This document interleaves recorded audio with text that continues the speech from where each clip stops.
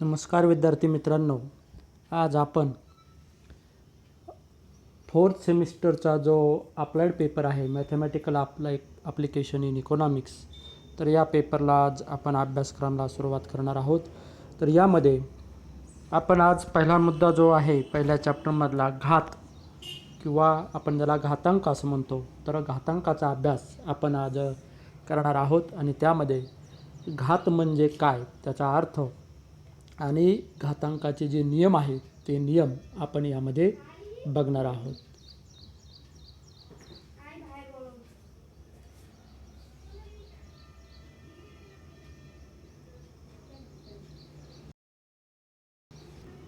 तर आज आपण आता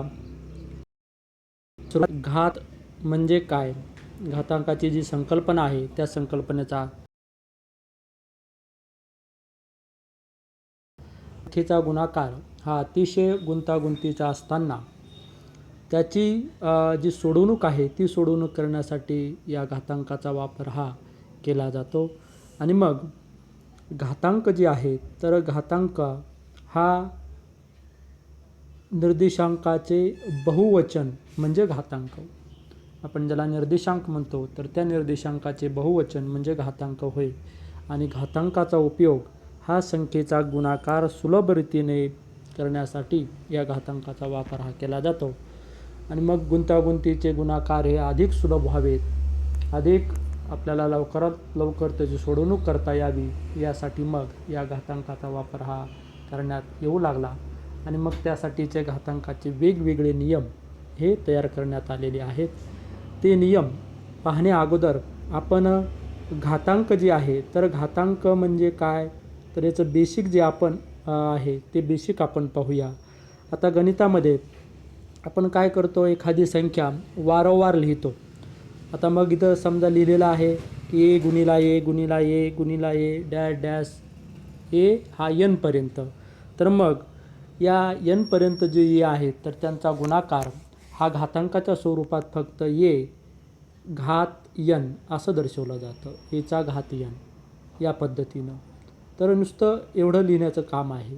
म्हणजे ही पूर्ण प्रोसेस न लिहिता फक्त एचा घात एन एवढं जरी लिहिलं तरी त्याहून त्याचा अर्थ तोच होतो की ए हा एन वेळेस गुणाकारात घेतलेला आहे.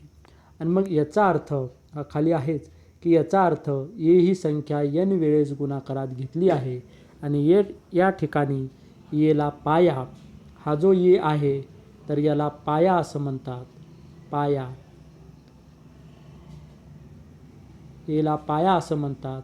आणि हा जो एन आहे तर एनला घात असे म्हटले जाते, एनला घात.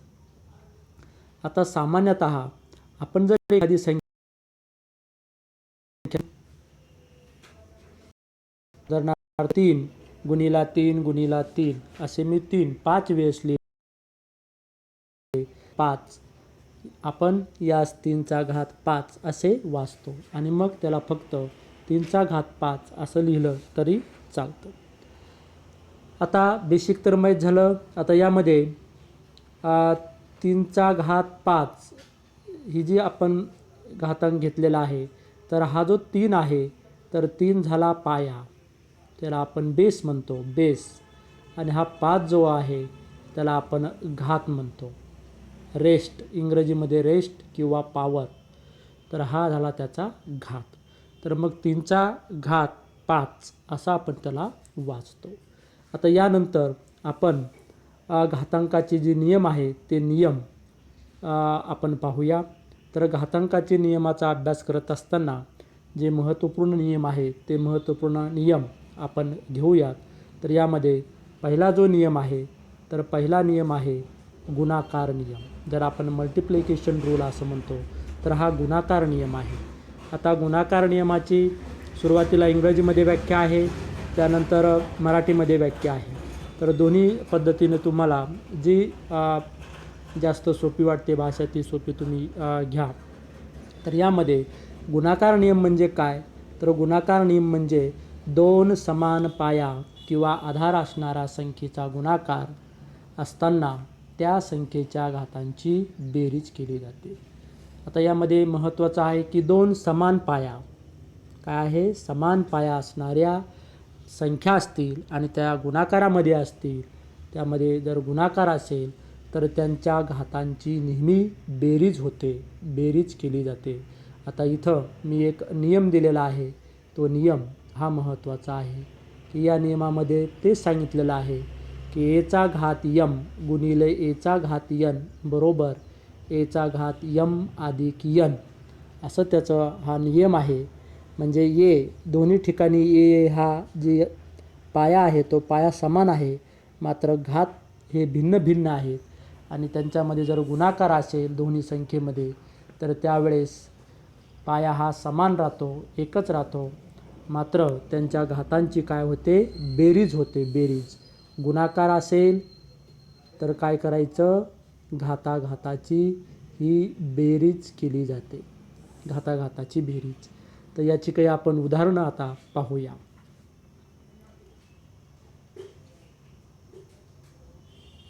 उदाहरणं पाहूया. आता मी उदाहरण घेतो. पहिलं 1 नंबरचं उदाहरण आहे की एचा घात 3 गुणिले एचा घात 4 बरोबर. आता आपण नियम काय सांगितला की दोन्हीमध्ये जर गुणाकार असेल तर घाताघातांची बेरीज होते. मग तुम्ही लिहू शकता 3 अधिक 4 बरोबर एचा घात 3 अधिक 4 म्हणजे 7. म्हणजे याचं जे उत्तर असेल ते असेल एचा घात 7 इतकं. झालं, ओके.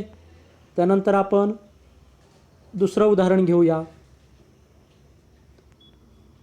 की 2चा घात 2 गुणिले 2चा घात 3 बरोबर. आता 2 हा कॉमन राहील आणि 2 आणि 3 हे जे घात आहेत तर त्यांची बेरीज होईल 2 अधिक 3. मग 2 त्याचा घात येईल 2 अधिक 3 म्हणजे 5. तर हा झाला त्यांची, जर यांच्यामध्ये गुणाकार असेल तर या दोन्हीमध्ये बेरीज ही केली जाते.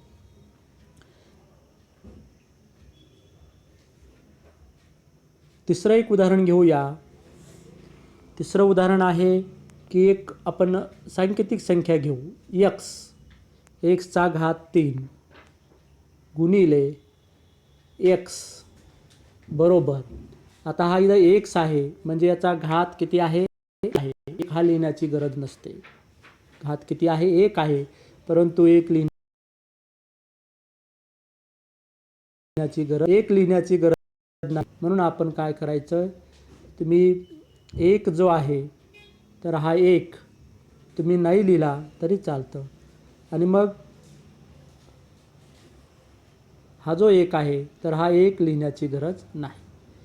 आता यामध्ये मग काय करायचं की एक्स हा कॉमन राहील 3 अधिक 1 बरोबर पुन्हा एक्सचा घात 3 अधिक 1 बरोबर 4. तर याचं उत्तर जे आहे ते आहे एक्सचा घात 4.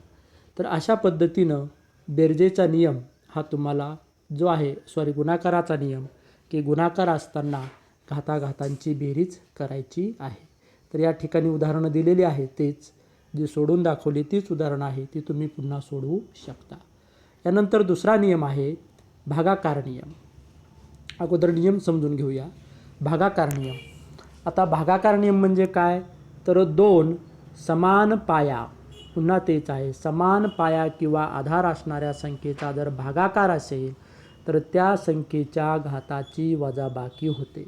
आपण अगोदरच्या नियमात पाहिलं की गुणाकार नियमामध्ये जर 2 समान पाया असणाऱ्या संख्येचा गुणाकार असेल तर त्यावेळेस बेरीज करायची आणि भागाकार जर असेल भागाकार तर त्यावेळेस वजाबाकी ही करायची आहे. काय करायची, वजाबाकी करायची आहे. आणि मग आपल्याला ही वजाबाकी त्यावेळेस करायची आहे की वजाबाकी केली जाते. आता याचे जे नियम आहेत तर ते नियम अशा पद्धतीने दिलेले आहे.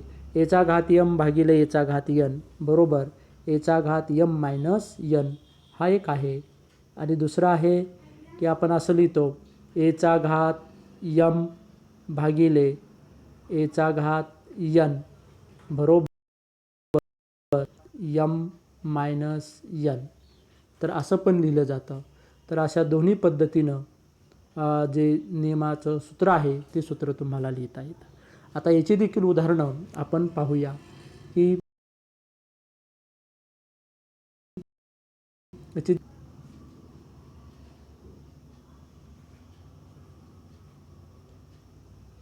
आता याची उदाहरणं जी आहेत ते उदाहरणं पहिलं उदाहरण घेऊया भागाकार नियमामधलं की एचा घात.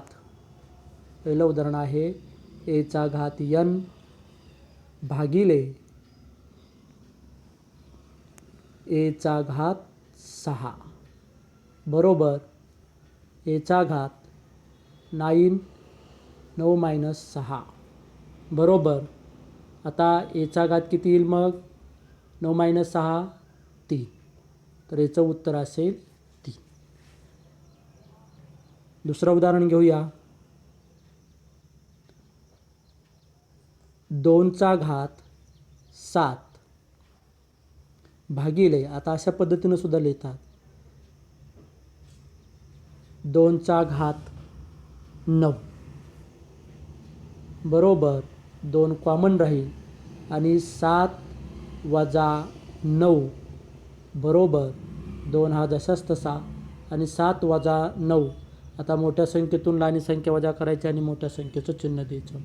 म्हणजे 9तून 7 वजा करायचे 2 आणि मोठ्या संख्येचं चिन्ह आहे वजा म्हणून वजा 2. तर याचं उत्तर असेल 2चा घात पण कसा ऋण -2. तिसरं उदाहरण घेऊया एक्झाम्पल 3. यामध्ये एचा घात 8 भागिले ए. आता ए म्हणजे एचा घात 1 असतो म्हणून ए 8 मायनस 1 बरोबर एचा घात 8 मायनस 1 म्हणजे 7. तर घात 7 हे एवढं याचं उत्तर येईल. आता एक उदाहरण मी दिलेलं आहे शेवटी. ते उदाहरण असं आहे. चौथं उदाहरण पाहूया भागाकार नियमाचं. यामध्ये 3चा घात 2 3चा घात 2 भागिले पुन्हा 3चा घात 2 असं जर असेल तर 3 2 मायनस 2 बरोबर. आता 2 मायनस 2 म्हणजे 0. कोणत्याही संख्येचा घात जर 0 असेल तर त्या संख्येचं मूल्य 1 इतकं असतं. 1 इतकं असतं म्हणजे याचं उत्तर जे आहे ते उत्तर येईल 1 एवढं झालं. त्यानंतर आपण पुढचा नियम पाहूया 0 घात. आता 0 घात हा जो नियम आहे तर 0 घात हा नियम कोणत्याही संख्येचा घात. आता आपण जे उदाहरण पाहिलं तर त्या उदाहरणाच्या संदर्भात आहे की कोणत्याही संख्येचा घात 0 असेल तर त्याचं मूल्य 1 इतकं असतं. आणि मग नियम जो आहे तर नियम आहे एचा घात 0 बरोबर 1. साधा नियम आहे. आणि मग कोणतीही संख्या घ्या तुम्ही. आता कोणतीही संख्या म्हणजे आता इथं उदाहरण आहे पहिलं पहा की 2चा घात 0 बरोबर कोणत्याही संख्येचा घात 0 असेल तर 1 त्याचं मूल्य आहे. आता दुसरं उदाहरण आहे xचा घात 0 बरोबर त्याचंसुद्धा मूल्य 1 म्हणजे काही करायचंच नाही आहे. त्याच्यानंतर दुसरं आहे 25चा घात 0 बरोबर त्याचंसुद्धा मूल्य 1 येतं. किंवा तुम्ही या 250 आणि त्या संख्येचा घात 0 जरी केला तरी या 250 संख्येचा घात जर 0 असेल तर त्याचं मूल्यसुद्धा 1 इतकंच असतं.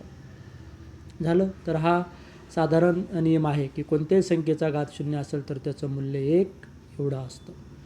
पुढचा नियम आहे घाताचा घात. आता घाताचा घात हा जो नियम आहे तर एका संख्येच्या घाताचा घात असताना त्या 2 घातांचा गुणाकार हा केला जातो. कधीही एका संख्येचा जर घाताचा घात असेल तर त्या दोन्ही घातांचा काय होतो, गुणाकार होतो, हे लक्षात ठेवायचं. आणि या ठिकाणी आपण त्याचा नियम दिलेला आहे की एचा घात यम आणि बाहेर नंतर कंसाचा घात यन बरोबर ए घात यम गुणिला यन. तर याचे उदाहरण आपण पाहूया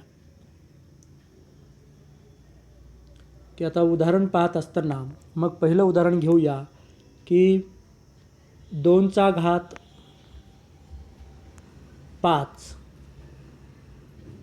आणि पुन्हा कंसाचा घात 3 असं जर असेल तर मग 2चा घात 5 गुणिले 3 बरोबर 2, 5 गुणिले 3 15, म्हणजे याचं उत्तर असेल 2चा घात 15. त्यानंतर दुसरं उदाहरण पाहूया की उदाहरणार्थ 3 आहे, 3चा घात 4 आहे आणि पुन्हा कंसाचा घात 6 आहे, म्हणजे 3चा घात 4 पुन्हा त्याचा घात 6. तर याचं सोडवणूक जी आहे 3, 4 गुणिले 6 बरोबर 4 गुणिले 6 म्हणजे 24, म्हणजे 3चा घात 24 हे त्याचं उत्तर झालं.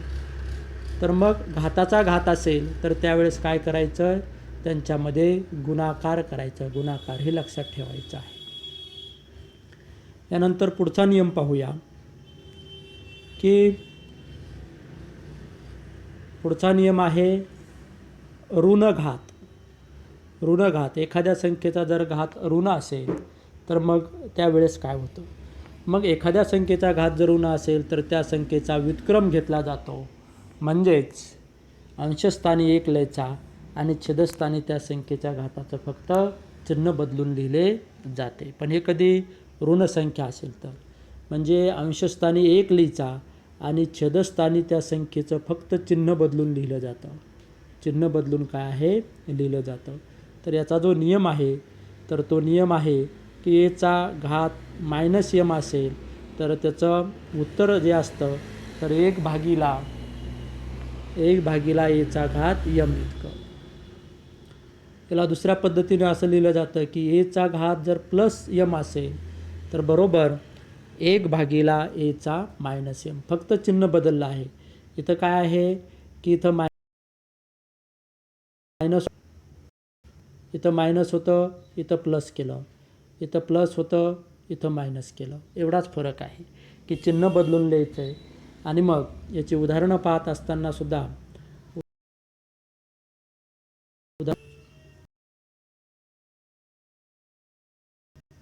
ऋण घाताचं उदाहरणार्थ एचा घात -4 आहे. तर अशा वेळेस काय केलं जातं की 1 हा अंशस्थानी लिहिला जातो आणि छेदस्थानी फक्त घाताचं चिन्ह बदललं जातं. म्हणजे इथं -4 आहे तर इथं काय करायचं, फक्त +4 करायचं आहे. झालं त्याचं उत्तर. त्यानंतर दुसरं उदाहरण घेऊया की उदाहरणार्थ 5 आहे आणि त्याचा घात दिलेला आहे -3. तर मग हे सुद्धा अंशस्थानी 1 लिहायचा आणि छेदस्थानी काय आहे 5 आणि फक्त घाताचं चिन्ह बदलतं, म्हणजे -3 आहे तर +3 होईल. झालं. त्यानंतर पुन्हा एक उदाहरण घेऊया की समजा प्लस घात आहे एखाद्या वेळेस, की उदाहरणार्थ 10चा घात 4 आहे. तर मग 1 भागिला 10, आता इथं +4 आहे म्हणून इथं -4 लिहायचे. मग हा झाला त्याचा काय आहे घात. तर फक्त यामध्ये काय लक्षात ठेवायचं की अंशस्थानी 1 आणि छेदस्थानी घाताचं फक्त चिन्ह बदलून लिहिलं जातं. त्यानंतरचा नियम पाहूया. आता हे जे पहिले 5 आहेत, 5 नियम, त्यामध्ये पाया हा समान असतो. आता भिन्न पाया असताना मग काय करायचं की आता भिन्न पाया व समान घात असलेल्या संख्येचा गुणाकार नियम काय सांगतो, तर मग 2 भिन्न गुणाकारातील संख्येचा घात जर समान असेल तर त्या 2 भिन्न संख्येचा गुणाकार होतो व घात जो असेल तोच राहतो, घात बदलत नाही. फक्त काय होईल, ज्या दोन भिन्न संख्या आहेत म्हणजे पाया आहे तर त्या पायांचाच गुणाकार होईल, घाताचा गुणाकार होणार नाही. पण हे कधी आहे की भिन्न पाया व समान घात असलेल्या संख्येच्या गुणाकार नियमामध्येच हे शक्य आहे.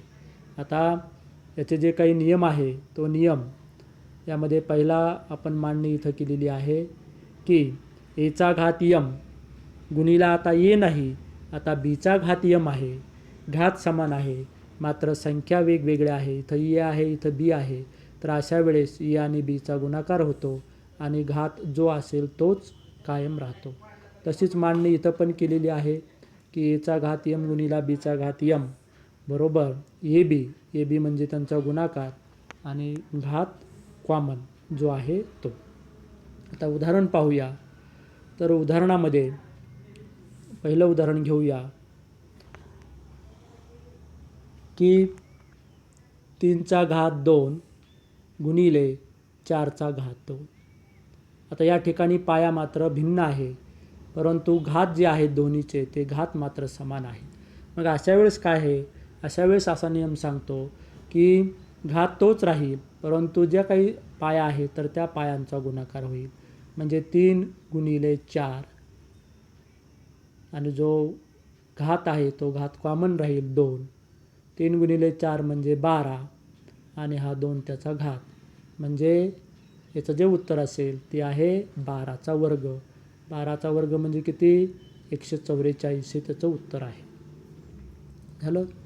दुसरा उदाहरण पाहूया की समजा एक उदाहरण आहे 6चा घात 4 गुणिले 2चा घात 4. आता या ठिकाणी सुद्धा पाया वेगवेगळा आहे, भिन्न आहे मात्र दोन्हीचे घात जे आहेत 4 हे समान आहे. मग अशा वेळेस हा जो 6वा नियम आहे तो नियम वापरायचा. 6 गुणिले 2 या दोन्हीचा गुणाकार होईल आणि जो घात आहे तो घात कॉमन राहील म्हणून 6 गुणिले 2 12 त्याचा घात 4. तर हे त्याचं उत्तर असेल. याचं उत्तर जे आहे 12चा घात 4. आता बाकी जे यामध्ये मी सोडू की एकच उदाहरण राहिलं तर हे उदाहरण जे आहे ते उदाहरण तुम्ही होमवर्क म्हणून सोडून पहा. यानंतर 7वा जो नियम आहे तर 7वा नियम आहे की भिन्न पाया व समान घात असलेल्या संख्येचा भागाकार असेल तर काय करायचं. अगोदर पाहिलं आपण गुणाकार असेल तर काय करायचं, आता भागाकार असेल तर मग काय करायचं. तर नियम सांगतो की दोन भिन्न भागाकारातील संख्येचा घात हा कंसाबाहेर जर समान दर्शवलेला असेल तर त्या दोन्ही संख्येचा घात हा समान असतो. मग नियम काय आहे, नियम आहे की x भागिला y आणि कंसाचा घात यम असं जर कॉमन दर्शवलेलं असेल तर एक्सचा घातसुद्धा यमच आहे, यमच राहतो आणि वायचा घातसुद्धा यमच राहतो. आता उदाहरण की आता नियम जो आहे, नियम काय आहे, एक्सचा घात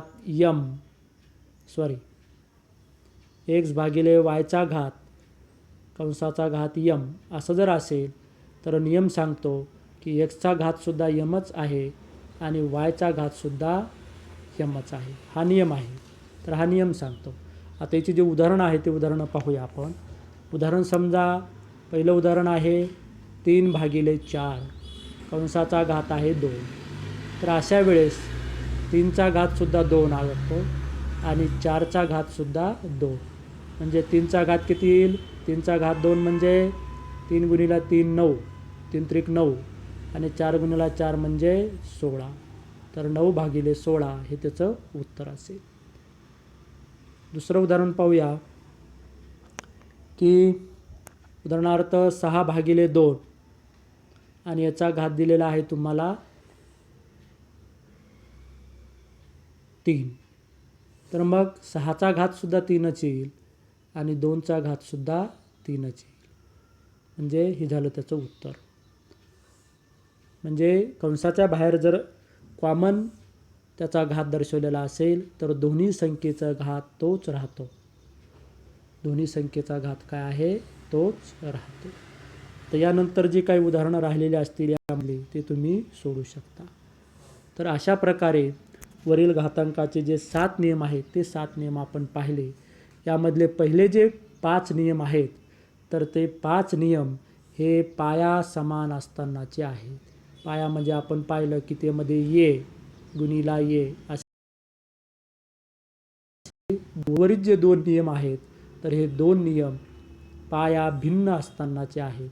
म्हणजे त्यामध्ये आपण पाहिलं की एकाचा पाया जर ए असेल तर दुसराचा पाया बी राहत होता, म्हणजे पाया भिन्न आहे. तर अशा पद्धतीने 7 नियम हे आपण घातांकाचे पाहिले. 5 नियम हे पाया समान असतानाचे आहेत आणि 2 नियम हे पाया भिन्न असतानाचे आहेत. नंतर इथं प्रश्न दिलेला आहे तो तुम्ही होमवर्क म्हणून लिहायचा. त्यामध्ये घातांकाचे नियम स्पष्ट करा. हे 7चे 7 नियम तुम्ही लिहून काढायचे आणि यामध्ये जे राहिलेले प्रॉब्लेम असतील ते प्रॉब्लेमसुद्धा सोडायचे आहेत. आता या अगोदरचा जो तास झालेला आहे त्याची एक लिंक दिलेली आहे की अभ्यासक्रम ओळख. आपण हे जो तास घेतला होता त्या तासाची लिंकसुद्धा या ठिकाणी दिलेली आहे. ते लिंकवर या निळ्या अक्षरावर तुम्ही क्लिक केलं की तुम्हाला त्याचा व्हिडिओ लेक्चर जो आहे तो सुद्धा पाहता येईल. तर अशा पद्धतीने आपण आज हे 7 नियम जे आहेत ते 7 नियम आपण घेतलेले आहेत. यामध्ये काही जर अडचणी असतील तर आपण क्लासरूमच्या कमेंट बॉक्समध्ये किंवा यूट्यूबच्या कमेंट बॉक्समध्ये आपली अडचण ही नोंदवू शकता. थँक्यू.